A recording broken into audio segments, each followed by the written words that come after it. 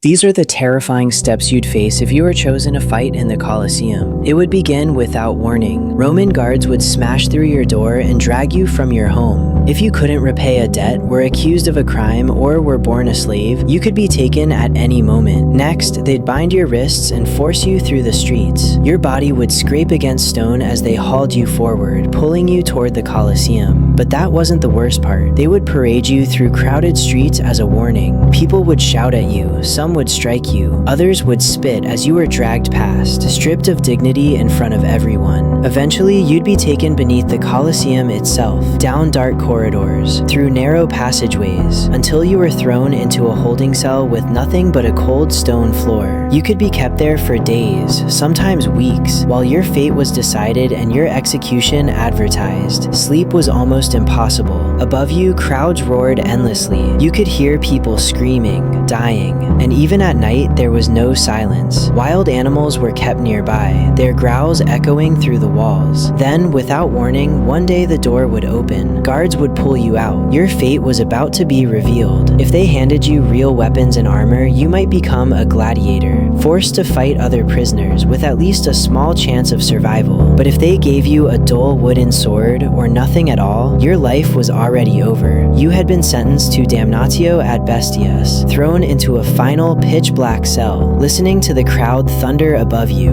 hoping, praying that whatever waited outside would be quick. Then the door in front of you would open. You'd step out and face more than 50,000 people, all cheering for your death. In that final moment, a platform would rise from the arena floor, and standing across from you would be the animal chosen for your execution, starved, enraged, and unleashed for entertainment. You could try to fight, but the truth is, the only thing left to do was accept your fate.